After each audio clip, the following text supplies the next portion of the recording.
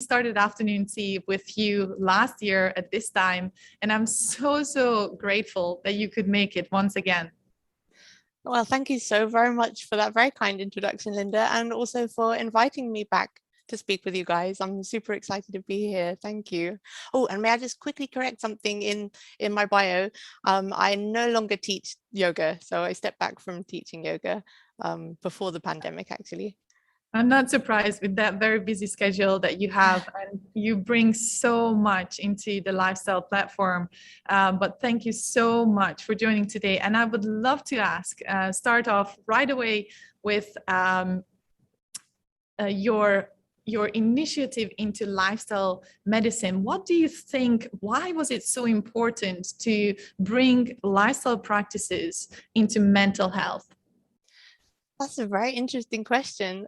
Great question. I think probably my interest stemmed from my own personal experiences. I guess I'm quite high risk for developing anxiety disorder and depressive disorders. I've got quite a strong family history, and also, perfectionistic, high achiever, very prone to self-doubt and self-criticism, and all of those sort of personality traits that would predispose me to developing an anxiety or depressive disorder. So I've kind of been aware of that for a couple of decades, and really needed to do things to maintain my own health and well-being. And I found really simple things helpful and effective: eating well, sleeping well, getting plenty of exercise, spending time outdoors in nature, and all those things help me manage stress. The yoga as well help me manage stress, not get overwhelmed, and help me protect my mental health. So I think that's probably where my interest started. But then also working in psychiatry, working with patients from all different backgrounds and socioeconomic groups and cultural backgrounds and so on. But one of the common features often is that when people become depressed or they develop any mental illness, their lifestyles go a bit out of kilter. They stop eating so well, they stop looking after themselves so well, they don't make time, or they don't have the motivation to access nature or physical activity. And I noticed that their mental illness would have a knock-on effect on their lifestyle, which would then have a knock-on effect and create that vicious circle of making the mental illness or the mental ill health worse. So those were probably what drew me to studying lifestyle medicine. And then when I started learning about it, it just made so much sense. Everything made so much sense. And I found it was entirely evidence-based. The science is all there. It's really exciting to learn about. And that's where my passion grew. And I realized it was something I could use in my day-to-day NHS work to improve the quality of life of my patients. So it became very important to me. It's really interesting how most of us physicians, we started going into lifestyle medicine because we used it on our own health, and we found it to be very complementary, or sometimes even more useful than the medications that we were dishing out through our usual clinical practice and knowledge. It was definitely the case in my situation as well, and know so many physicians who have gone down this path. So we are bringing in our own experiences, which makes it so much more like a passion twist on what we are doing, and brings so much fulfillment through that. It's so nice to hear that you were able to apply it in your own life, and definitely that shows through your clinical practice as well. So I would love to highlight one of the stories of your patients the last year, who has been able to utilize these practices, and with all the confidentiality, we will not address them as he or she, but them. And would you tell us the beginning of this story? Yes, certainly. So they have a diagnosis of bipolar affective disorder, which is one of the severe mental illnesses. That's how it's classified. And last year, about 18 months ago, became really unwell with mania and psychosis, treated successfully, got better, symptoms improved, but maybe springtime, I think it was about March this year, started to develop signs and symptoms of a mild to moderate depressive episode. Now, they were really, really keen to avoid antidepressant medication, not because they were against medication. They were continuing to take the medication, the mood stabilizers for the bipolar, but they knew that antidepressants could tip them into mania and psychosis again, and they were really scared about that happening. So we had a really good conversation about what kind of things they could do to reduce the symptoms of depression and reduce the need to have to go onto an antidepressant medication. So we looked at all aspects of their lifestyle, talked about sleep. They were not sleeping well, smoking too much, drinking too much alcohol, too much coffee as well, and spending nearly 12 hours a day playing computer games, not getting physical activity, not doing much meaningful activity, and really feeling very much that life just wasn't worth living, feeling kind of what's the point, why am I here? And they were really, really motivated to make changes to overcome all of that, and because of their own motivation responded really well to a bit of advice, a bit of guidance, and a bit of I guess bit of coaching about how they could make small changes that could really improve their depression and lift them. And within 6 weeks, when I saw them 6 weeks after we had that discussion, changed a huge amount of things. Normally I'd recommend making very small changes really slowly to make it manageable, but because they were so motivated, they just cracked on. So set alarm for the same time every morning, would get out of bed as soon as the alarm went off, started to contribute more to things like shopping and cooking, which gave them a sense of achievement, and they started to build their confidence back up. The sleep improved, getting physical activity every day. At around noon every day, they'd go for a walk, really, really reduced their use of screens, and also cut down coffee and alcohol and smoking. So within 6 weeks, their mild to moderate depressive symptoms had lifted, and they were no longer feeling that sense of what's the point. They were feeling motivated, they had a sense of achievement and purpose back in their lives. So it was a really transformative case for me, actually. And when I saw them 6 weeks later, I was just so happy and so excited that they had improved their own mental health, and it wasn't me doing things to them or for them. It was all from them. It was lovely. You're truly empowering your patients to gain back control of their own health. And not only that, you were able to do this with somebody who does have mental health problems. Very often when you're speaking to your colleagues, unfortunately, the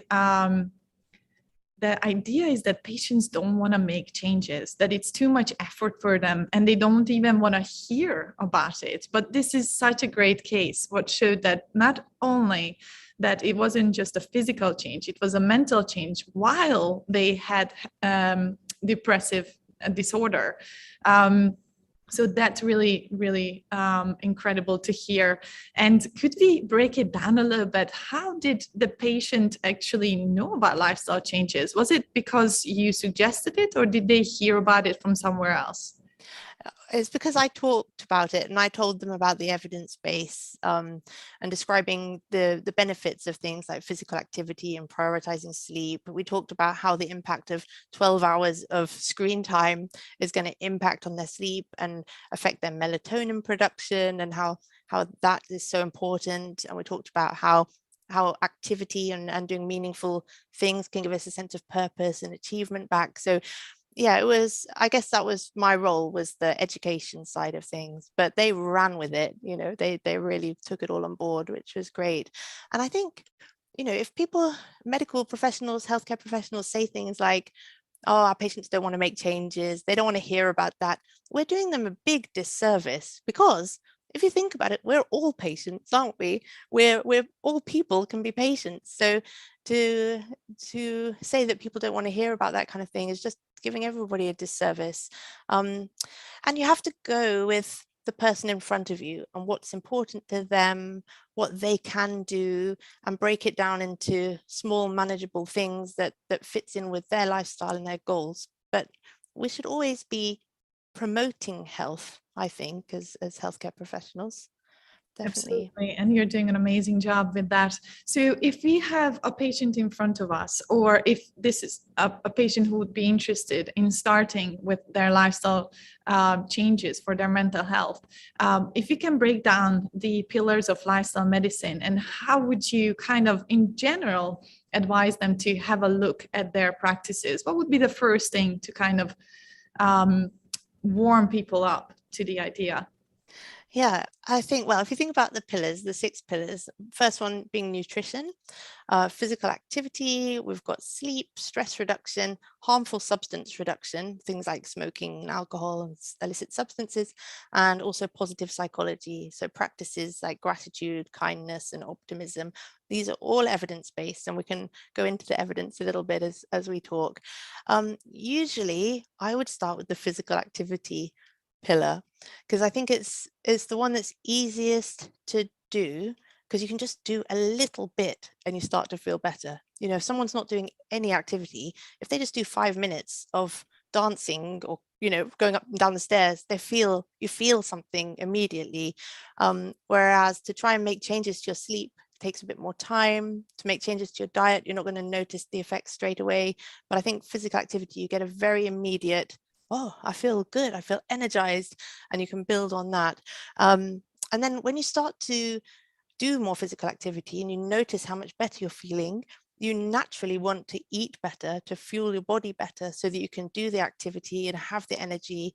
And then when you start doing more activity and eating better, you naturally start to sleep better. And it just sort of has a knock-on effect to every pillar. You start to manage stress better. And then when you're feeling healthier, you don't want to do the harmful substances because they make you feel worse. So I think physical activity is a great place to start. And you literally can just start with 5 minutes. I'll tell you about another patient of mine. And this person has diagnosis of schizophrenia, so also severe and enduring mental illness. And, you know, oftentimes the medications we prescribe, antipsychotic medications, have a lot of horrible side effects. They tend to increase people's appetite, make people sedated, people gain weight and have less energy and motivation. And it also increases their risk of heart disease and metabolic diseases like diabetes. And this patient was gaining weight and really quite concerned about that. So they were asking me, what can I do? Is there anything else you can prescribe that will help with the weight gain? And we talked about healthy diet and physical activity. They were already having a pretty healthy diet, but not doing any physical activity at all. So I suggested that, and they were like, no way, I hate exercise. I'm not joining a gym. I'm not lifting weights, forget it. And I said, no, you don't have to join a gym. You just need to maybe think about increasing your activity. Is there anything you could do? They were like, no, hate it. So I said, well, you know, everybody needs to walk a little bit. You have to walk to get places. Could you do 5 minutes of walking every day? They were like, yeah, of course I can do 5 minutes of walking. So I was like, cool, let's start there. So they started doing 5 minutes of just walking near home every day. And within a few months, that 5 minutes a day had become an hour a day. Every single day, they'd go out for an hour-long walk, and weight stabilized, but not just that. Self-confidence grew, self-esteem, community connection, social connections improved as well, and just feeling better in themselves from doing the activity. So, you know, it's easier, start small and build up and just see the improvements happening. So it's small things that we can do every single day, moving a little bit more, maybe parking further away from our work, or if you're going with the train, getting off, or the bus, getting off a few stops before and having that little extra stroll before you get into work or before you get home. And you can stretch out as well on the way home. So yes, it's so empowering to know that only 5-10 minutes extra work towards this movement actually can make such a huge difference, even with patients with very severe mental health problems. So I would love to hear from our guests who have joined us. What are the little extra movements that you guys think you could add to your life right now? And if you're joining us on YouTube, then please do comment below. What are the kind of non-exercise easy movements that you can just add to your daily life? Do let us know. So with physical activity, when we are moving on to nutrition, what would you advise them to start changing? Nutrition is more difficult, isn't it? Because it's really hard to make huge changes to what you eat very quickly. So it's better to add in, be positive in what you're recommending rather than advice to take away. So it could be as simple as add in another portion of vegetables or fruit a day, or add in some nuts and seeds, add in some oily fish if fish is in your diet. And those things can make a big difference. There's actually some really exciting evidence about nutrition and mental health, and it's a field that's now been called nutritional psychiatry. So there are two major studies that showed how influential diet can be for mental health were from Australia in, I think, in 2016, 17. Yes. One's called the SMILES trial and one the Healthy Med study. SMILES trial led by Prof. Felice Jacka in Deakin University in Australia. They, I think it was 32 patients they had, all with a diagnosis of major depressive disorder, and they randomized them into two groups. So one group, they did a dietary intervention, which was a modified Mediterranean diet, modified because they weren't in the Mediterranean, they were in Australia, but including lots of fresh fruit, veg, nuts, seeds, whole grains, legumes, fresh fish, olive oil, and some meat as well. So it wasn't a restrictive diet by any means, but people were encouraged to eat fewer processed and ultra processed foods and more of these whole foods. And then the control group, they had a social support group. So they'd meet once a week for social support, and the dietary group would meet once a week as well. So they both had that social support element. They found at the end of the study that of the dietary group, 32% of people had remitted from major depressive disorder, compared to just 8% in the social support group. And that was so statistically significant, as in the difference was so stark, that even Prof. Felice Jacka was amazed. She didn't imagine to find such a result.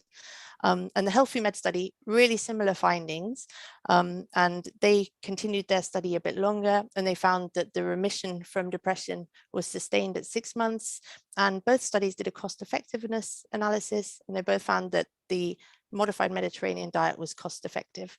So I think that was a really exciting study. It showed the benefits for our mental health, not just for maintaining our own health, but for remitting from, like, treating depression. So it was really exciting.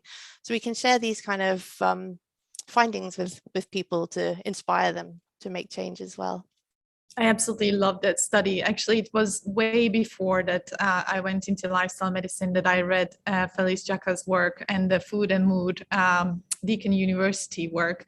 And if you are not familiar with it, highly recommend Felice Jacka's book that you can buy on Amazon, and also the Food and Mood Improving Mental Health Through Diet and Nutrition on I think on Future Learn. Future Learn, yeah. Yes, it's a wonderful course that I have done. I don't know if you have done it as well. I don't know if you would need to, but yeah, I did that course. It was really good and free as well, freely available. Yes. Yeah, it's such an amazing resource. And actually, I'm just gonna get the link for you guys here in the chat and share that away if you wanted to learn more. And I'll add that on the YouTube description as well. And so how do your patients take up this information with regards to food? Is it very positive for them?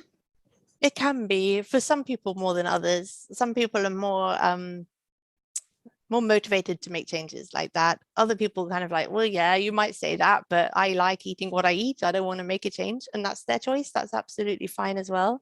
But at least you're offering the option. You're giving people options by giving information.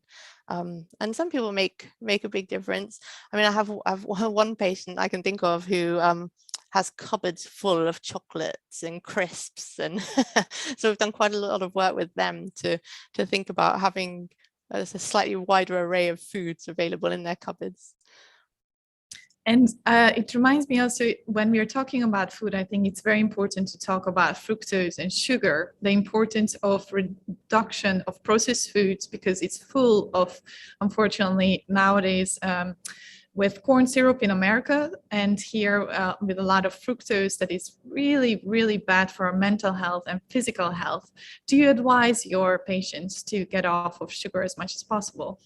As much as possible. Yeah, it's really difficult though, isn't it? Because all those sort of foods are so heavily advertised and so cheap and so readily available everywhere you go. So to make healthy choices is actually quite hard work. It's you have to consciously make an effort to choose healthy options. But yes, we talk about those things regularly. One thing I love to promote is the sugar-proof kit.com and sugar-proof yourself. I think it's such a positive resource for people to understand a little bit more about sugar and how to navigate through this very busy lifestyle where it is so easily accessible to pick up processed foods. So I'll just add that also in the chat here if you want to learn a little bit more about sugar and how to navigate it. So once they are on board with exercise and moving and food, what is the next thing that you advise them to look at? Sleep. Sleep is so important, and so many of my patients have problems with sleep. You know, initial insomnia, staying asleep, and just not such good routines. So a lot of people struggle to sleep, fall asleep really late at night or very early in the morning, and then because they've not slept well, they sleep in most of the day. So we do a lot of work on trying to get people's circadian rhythms back. And again, there it's a lot about information sharing, you know, explaining about the melatonin system and how that works, the impact of screens late at night, the importance of daylight during the day, early in the morning and in the early afternoon, and how that can improve our melatonin production. So sleep hygiene is definitely something we talk about a lot. And what is so important about sleep and mental health? I think it's really fundamental to our mental health and our physical health as well. You know, the studies have shown that people that don't sleep well have higher rates of cardiovascular disease, type 2 diabetes, obesity. It affects all your cardiometabolic processes and also inflammation in the body. And in terms of mental health, when we don't sleep well, we feel irritable, can't concentrate properly, your reaction times are slowed down, you're much less able to cope with stress and demands on your time and your attention, and chronic insomnia. So if you don't sleep well for a long period of time, much more likely to develop depressive disorders, anxiety disorders. If you have bipolar affective disorder, lack of sleep can trigger a manic episode or a hypomanic episode. It can make things worse if you have schizophrenia or a psychotic illness, can make you have more hallucinations. So it's a hugely important thing to sleep well. And for everybody, when you're asleep, that's when your body's resting and repairing, and it's when all our cells regenerate, and we can lay down new memories. We learn better as well when we sleep. So it's really important for everything. And sleep hygiene, you mentioned. What are the steps that people can look at? I often advise my patients or ask them if they have kids, and often they do. And I kind of tease them a bit if their kids have a certain time when they go to bed and wake up. And they said, of course they do. And I asked, so do you do the same for yourself? It's like, no, I don't.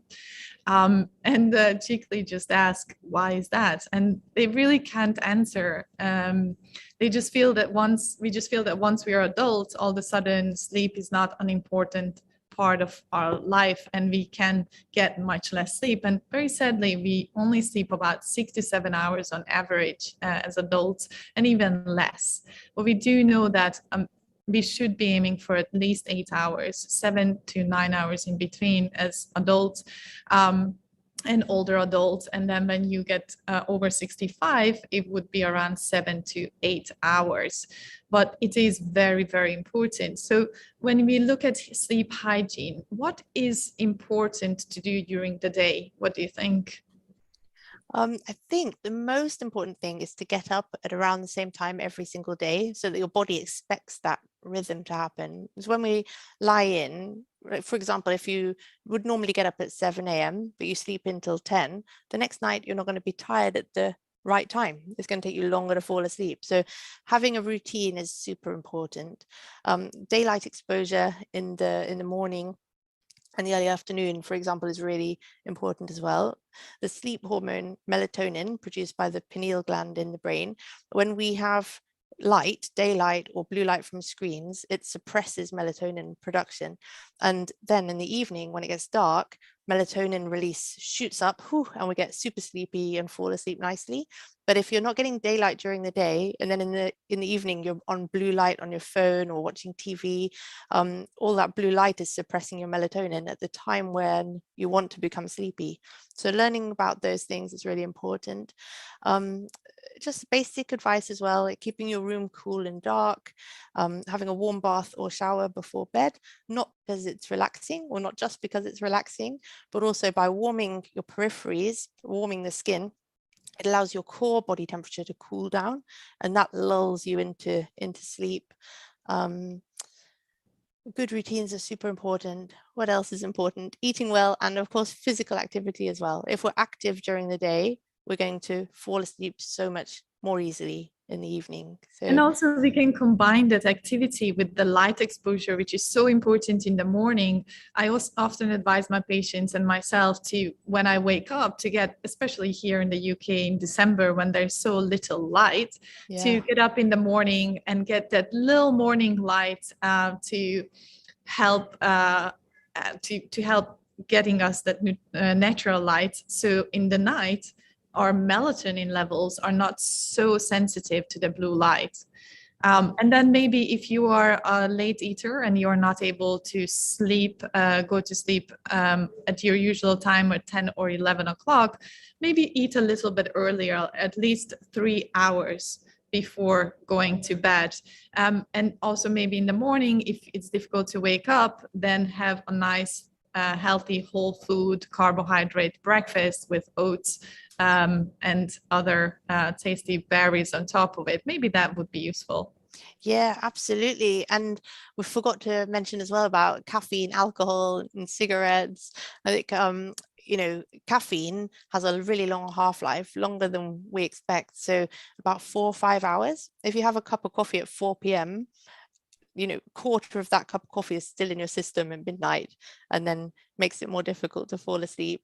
Alcohol, if we drink alcohol, we feel more relaxed because of the effect on our nervous system, and we think we're going to have a good night's sleep, but actually it makes the sleep, it's not good quality sleep. It makes the sleep much lighter, more broken, and you don't get the restorative sleep when you've had alcohol.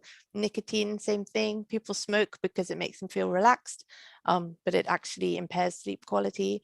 So there are all these sort of things we can advise about as well, and people can make small changes, like having a last cup of coffee maybe lunchtime, 2 o'clock, not after that, avoiding alcohol in that hour or two before bed. Those sort of things can make a big difference. Yes, alcohol, especially now we see with the pandemic that people have reached to alcohol every night or more often than usual, unfortunately, because there is not much to do. We are at home all the time, and it's just an easy kind of happy approach socially, but unfortunately, while we are getting more and more on the sadder side, it's darker, less socializing. It's the last thing that we need, because it's a depressant. Yeah, We don't need an absolutely. extra depressant in our lives, right? Absolutely. Yeah, this is so true. And it's one of the big problems, that the things that we think are going to help us actually make us feel worse in the long run. Whereas the things that we don't feel like doing, like going for a run, actually make us feel really brilliant. So it's a challenging thing to do the thing that seems unappealing and avoid the things that seem really appealing. It is, it certainly is a challenge. So when we move away from sleep, now in the lockdown, we had a lot of social isolation, unfortunately, and lack of social connection. Why is it so important for us to have a core group of family and friends around us and to connect on a quality basis for our mental health? Yeah, so the connection would fit under the positive psychology pillar of lifestyle medicine, and it's so important. I think, evolutionarily, we're pack animals. We're supposed to be together. We look after each other, we alert each other to problems or danger, we help each other out and keep each other safe. But it's much more than that. Our nervous systems release oxytocin in response to close connection with people we love and care about. When you hug someone, we've got these specialized nerve fibers in our shoulders and our backs, which are called C-afferent fibers, and they're really responsive to light touch. You know, and if you're hugging somebody and just gently rub their shoulder, and that releases a huge amount of oxytocin. Oxytocin is what we call the love hormone, and it makes you feel so lovely, warm and loved and safe. But not only that, it's protective for our hearts and our cardiovascular systems.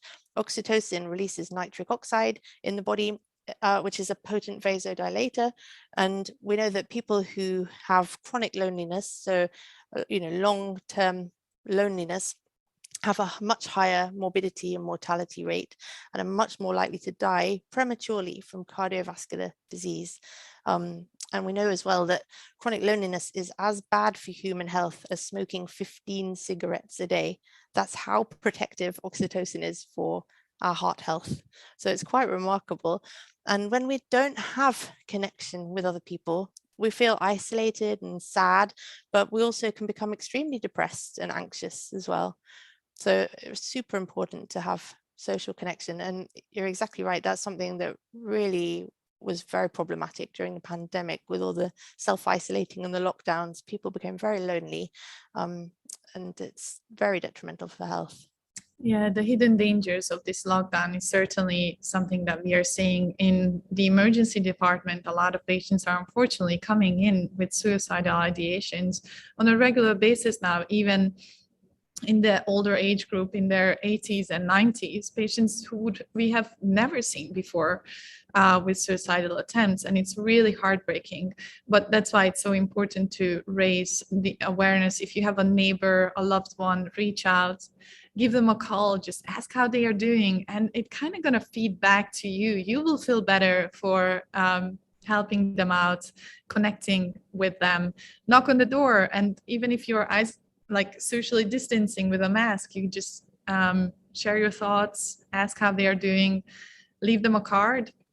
I think these are small things that we can do every day while we are also protecting ourselves from COVID infections. Of course, it's very important. It is really heartbreaking to know how detrimental it is to our mental and physical health. What are the strategies that you advise for those patients who are depressed and who are really having difficulty socializing? How could you ask them to call for action, to kind of reach out? Yeah, again, this is a really difficult thing because when you're depressed, you lose motivation and your thinking becomes more negative, and you start to think, well, they're not going to want to spend time with me. They're not going to want to see me. So you cut yourself off even more. And again, it becomes a vicious circle. So it can be really hard to encourage people to become more social when they're depressed, although it would definitely help. But things, I think, the new NICE guidelines for depression, they've got their draft guidelines out now. And in there, they've got group exercise for mild to moderate depression. They've got other group psychosocial interventions listed. So I think it's becoming really recognized that we can offer suggestions to people and maybe even prescribe things with social prescribing to help people get back into seeing people and noticing the difference it makes. But yeah, very challenging. Have you seen any of your patients who did have these challenges to successfully reach out to their family and friends? Yeah, I think so. I mean, I had one patient recently who they told me that they're feeling content for the first time in a long time. This is another person with severe mental illness and had a really bad episode last year. Again, treated with medication, got better, but still just sort of like going on with life, but very kind of routine and monotonous, not really getting much pleasure from it. But I saw them a couple of months ago now, and they said, I feel content. And I said, Wow, that's amazing. Why do you feel content? What's led to this? This is a huge shift for you. And they were like, yeah, it's just incredible, really. They said, I kind of realized that I can open up to friends and family. I can talk about my feelings, my thoughts, my emotions, and other people share those similar thoughts and feelings and emotions. And I can I can confide in them, and that's okay. So that was a really extraordinary thing they noticed. They had also got a job somewhere they really enjoyed working with supportive colleagues, and those interactions were helping them as well. So that's not something I really helped them with. It's something they discovered for themselves, but that made a big difference for how they were feeling. Wow. That's really cool. That's really good to hear that they were able to reach that. It's always so uplifting to hear a patient being able to break that boundary. And I think, like with toxic, like alcohol and smoking, it's something that we as physicians can repeatedly just remind our patients that gently that they can reach out and kind of empower them uh, to do so. And I think if they hear it and we believe in them and we support them with kindness and love and compassion, I think maybe through that they can find the strength to reach out to their loved ones. I've certainly seen it even in A&E. I know it's not, it sounds like the emergency department is not a place for that, but very often, because now our patients are unable to visit their GP practices due to the huge workload for our dear GPs, they often come and see us in A&E. And I noticed that when I seen the same patients regularly and I just gently nudge them towards reaching out, they have come back with positive results. And I think we forget as physicians how empowering we can be when we take the minute to really connect with our patients. We are human as well. We are not just doctors after all. Yeah, exactly. I think that's really, really true.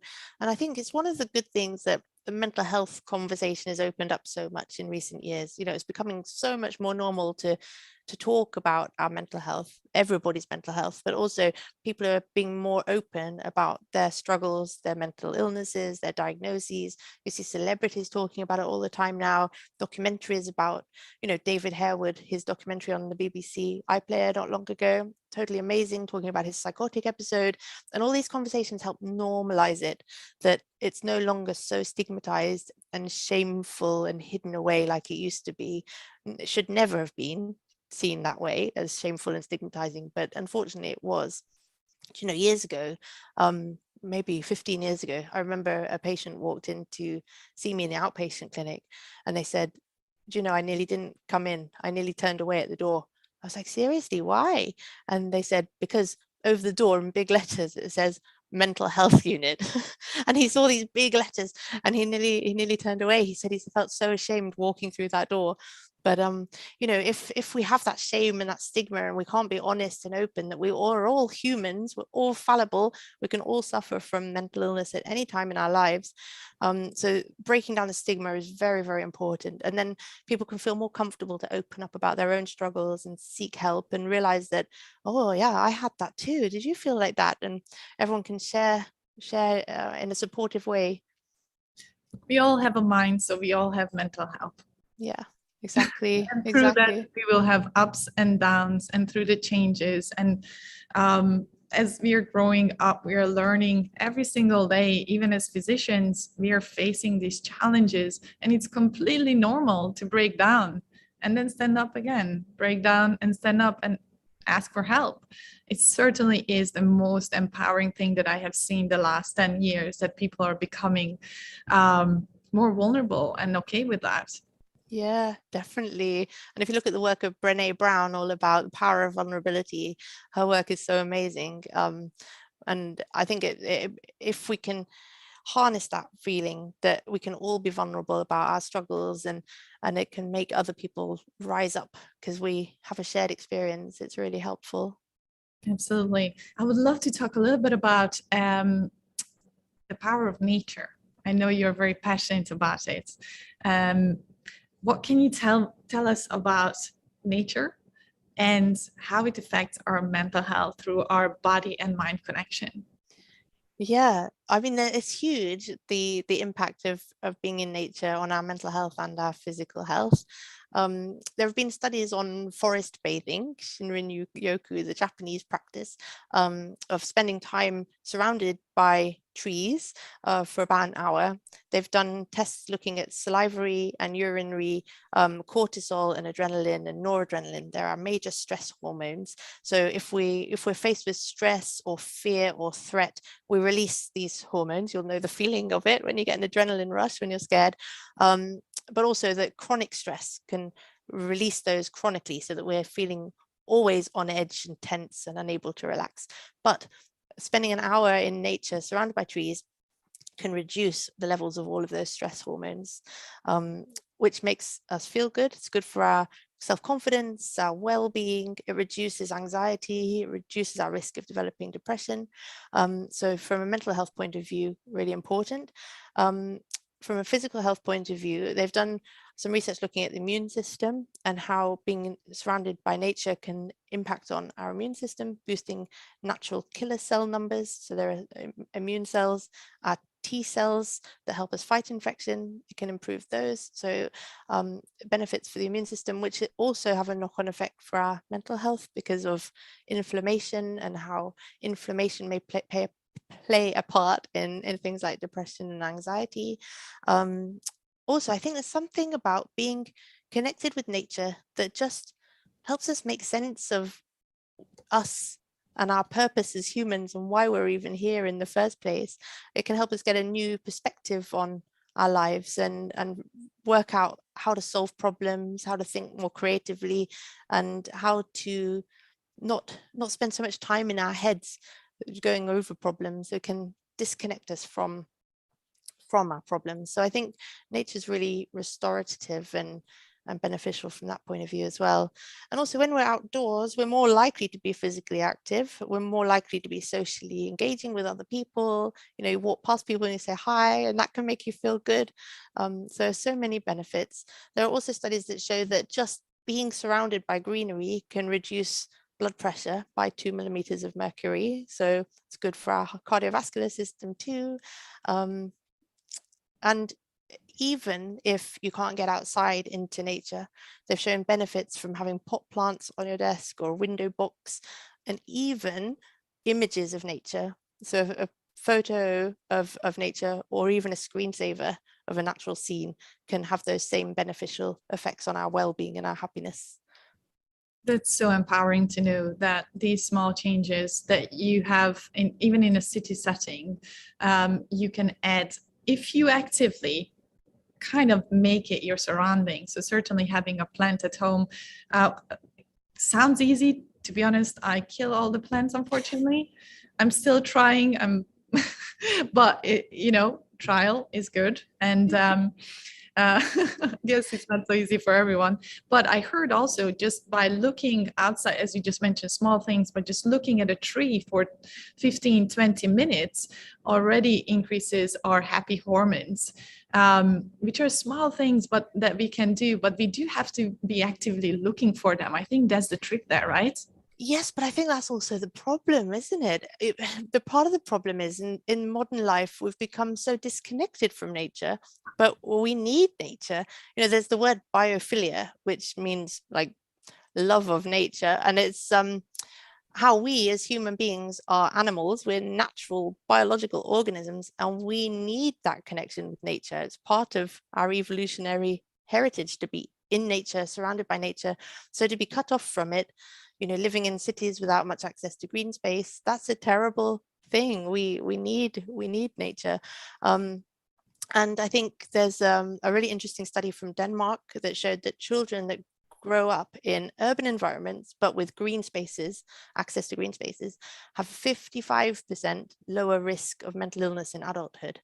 So it should be our right that everyone has access to green space, although unfortunately I know that's not the case, and you do have to actively look for it. Yeah, often. Also what nature gives that you just said, connectivity with yourself, but also it gives you those little challenges. I remember when I was a kid, I was allowed to and able to know health and safety and so on, to climb up on a tree. And being able, it sounds so small, but so important, being able to reach the top of the tree and then being able to climb down at that young age gives you that feeling of success, small success that kind of fuels your positive emotion about your little success that day. And unfortunately, I read not long ago that in the UK, children are suffering from a lot of depression and self-harm, and that was linked with lack of success and achievement. Is that right, what I'm saying? I think so. I've read similar studies, and they've done studies on what we call positive risk taking in childhood. So outdoors, climbing trees, walking over logs, over streams, going through stepping stones and scrambling up and down things. Positive risk taking, because kids learn it's okay to take risks. You try, you might fail, you might succeed, but in a safe way. And also building confidence, building resilience. I climbed the tree, I fell, but I'm okay. Those sort of things are small lessons that we learn throughout childhood that can help us be more resilient as adults, and also more independent, more creative thinking as well. There's quite a lot of research on safe risk taking for children, and actually there's a guy called fitness explorer Daryl Edwards, and he's created the Primal play method, all about connecting us back with a sense of play and loving physical activity, moving like an animal, and things like that. And he cites research that says that the average child these days spends less time outdoors than the average prison inmate. Can you imagine? Prisoners get an allocated hour a day to be outside, and there are children that don't spend that time outside every day. Oh. Yeah. This is just so sad to hear. It gave me goosebumps on my back. Yeah. This is tragic. Terrible thing. Exactly. Wow. We need to talk about this. We need to get our kids moving, climbing around, in a safe manner, of course, but cotton wool wrapping our kids is going to cause a lot, and we can see it causing a lot of harm to them and also to ourselves, always sitting in offices, then using our cars to get home. From home, you go to bed, you wake up, you go into your office, supermarket, and the circle goes round and round and round. We have to get everybody to break that cycle. So what is the one thing, guys, that you are going to do to break your cycle of constantly being indoors, always protected from nature? Would love to know. Please do comment here or share it in the comments on YouTube. So we had covered quite a bit. Are we forgetting another pillar? Which one? Stress reduction? Yes. Right. Yeah, I think you're right. Yeah, so I could share another patient story here. So stress reduction is huge, isn't it? There are loads of different ways of reducing stress. Some of it can be through practical solutions, problem solving, sharing our problems with someone else, because a problem shared is a problem halved. Things like cognitive behavioral therapy and mindfulness-based cognitive behavioral therapy, spending time in nature and green spaces, but also active relaxation is really, really important and evidence-based. So by active relaxation, I mean practices like yoga, meditation, Tai Chi, mindfulness meditation, where you come home from work, for example, and you're tired and you're stressed and you're worn out and you just kind of want to flop on the sofa and watch Netflix and you feel relaxed. But that's not actually relaxing your nervous system. You're just kind of zoning out of your life for an hour. But if you do a practice like yoga or meditation, you're actively relaxing your nervous system through various mechanisms that they've shown in MRI studies, and looking at how our neurochemicals are affected as well. When we do active relaxation, which can also include breathing techniques, we're activating the parasympathetic nervous system more than the sympathetic.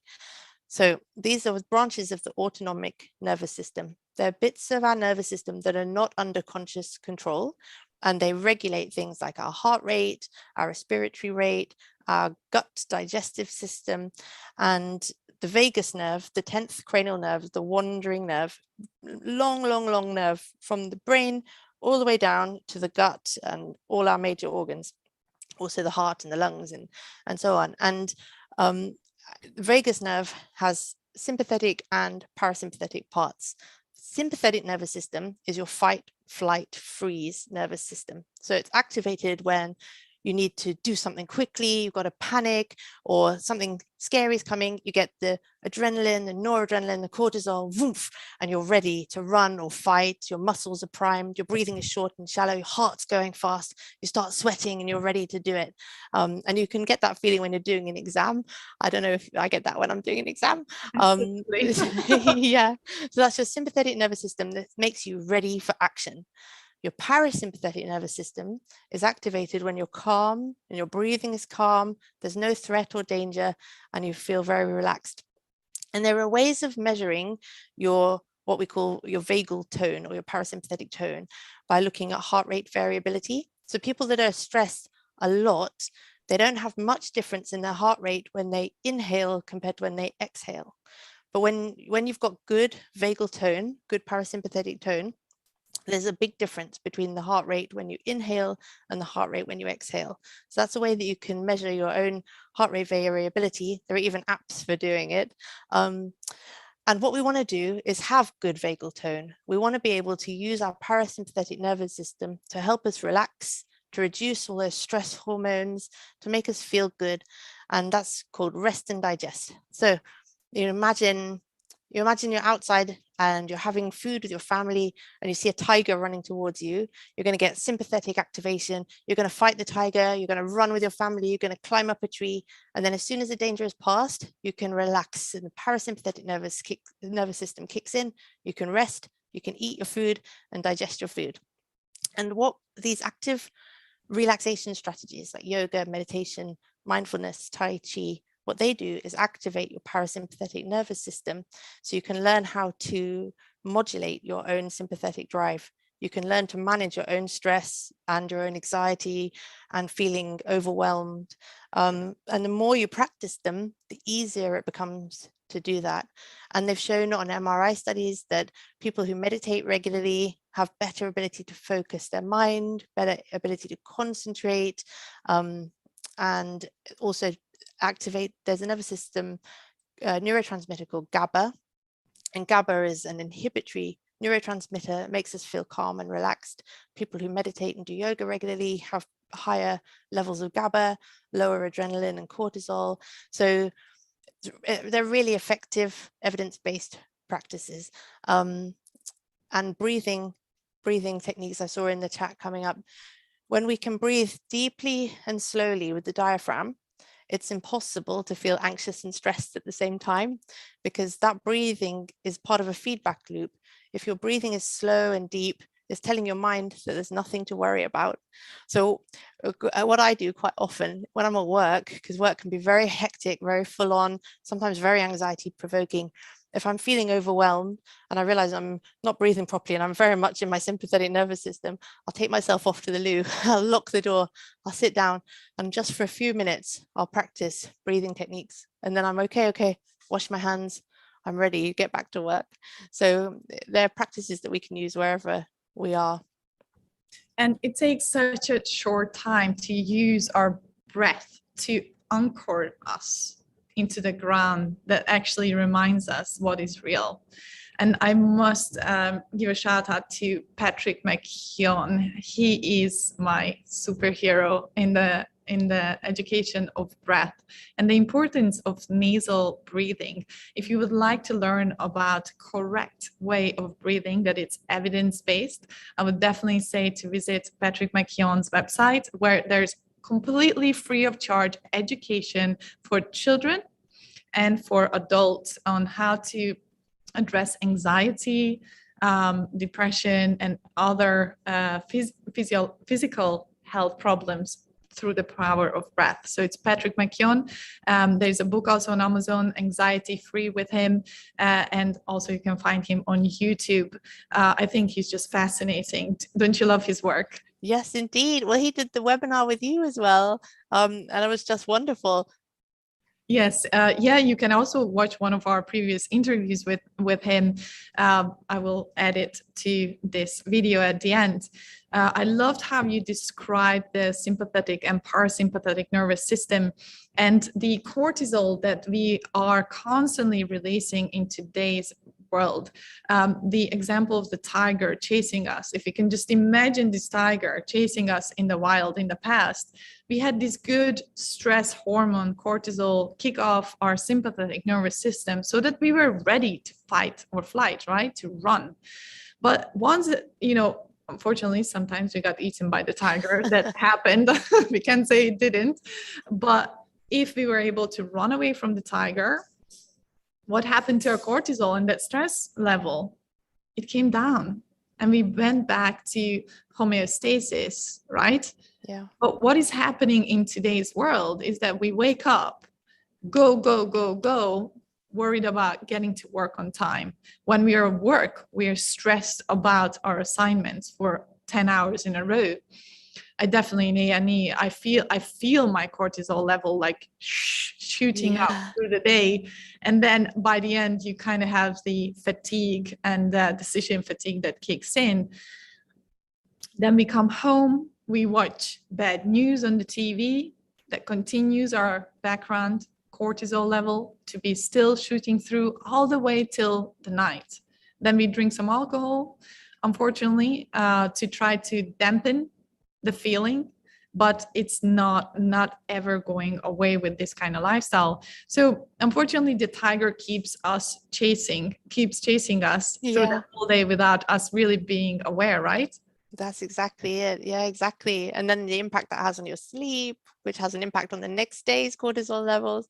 And, cortisol is not a bad thing. We need it, otherwise we wouldn't wake up and get out of bed in the morning. When you wake up, you get a spike of cortisol, and that's what makes you go, oh, I'm awake. I need to get up now. Without that, we'd just sleep and sleep and sleep. So we need cortisol, and we need to be able to respond in dangerous situations to keep ourselves safe. But you're exactly right. Modern life is a constant dangerous situation these days, isn't it? We're not in fear of our safety most of the time, but certainly I find that at work as well, that I'm not breathing properly and I'm very, very much like go, go, go, go, go. And sometimes you just need to pause, bring it back down to baseline. Definitely. Unfortunately, before we had the tiger as a visual reminder that you're under stress. Mm-hmm.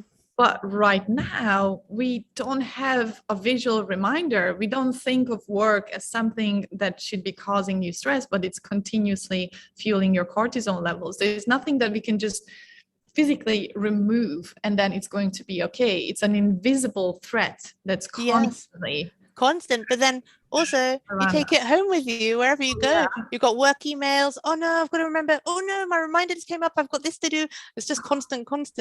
Yeah, all the time. I can actually feel the stress right now that we described, and that's why it's so important that we have these discussions to remind us that there is that invisible threat that's not only fueling our poor mental health but also chronic diseases. As you said about inflammation, cortisol is linked with chronic diseases such as diabetes, heart disease, not only mental health, depression, anxiety. Exactly. Inflammatory bowel disease and things like irritable bowel syndrome as well, and so many things. Oh yeah, the list goes on, and that's why we need to break it with these practices that you have mentioned today. I'm conscious of the time, but I feel like I could talk to you for the whole night. I would love to hear in your words, what are the 3 practical takeaways that our listeners can start with right away when they finish this conversation? I think the first thing is just to think of one small thing that would work for you to improve your own happiness and well-being, and start small and build up from there. And I think I'll leave it at that. Just one small thing, and make it as small and as easy as possible. So if you think about behavior change research, like the work of BJ Fogg, James Clear, if we make our habits very small, very easy, we're much more likely to do them regularly, and then celebrate our success every time we do them and build them into our day-to-day lives. so important. Just start small and know why for your reason. And also now you have the power that you know that these small steps actually add up to huge health benefits in the end of the day. So if our listeners would like to connect with you, where can they find you? Oh, I'm on Instagram as @the lifestyle psychiatrist. I'm also on Twitter. I don't really use Twitter very much because it's too negative for me. It makes me miserable. So I'm not really on Twitter. LinkedIn as well. And I have a website too, which is thelifestylepsychiatrist.co.uk.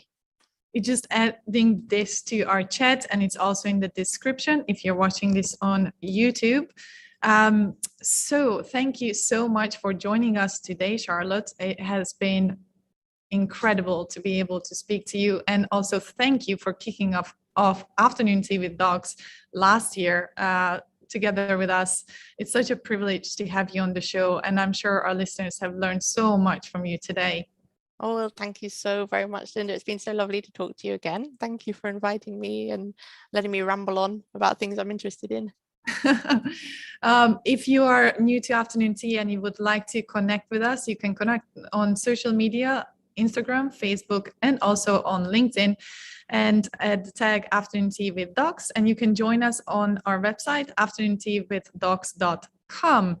And if you are here with us on Zoom, then please do stay tuned. Now we are going to our non-recorded event where we have a cozy afternoon tea with our guest today. So thank you for everyone who has joined us on YouTube. We'll see you next week on Sunday when we are going to be speaking to Dr. Shireen Kassam about the scientific research behind plant-based, whole food plant-based diets. So we hope to see you there.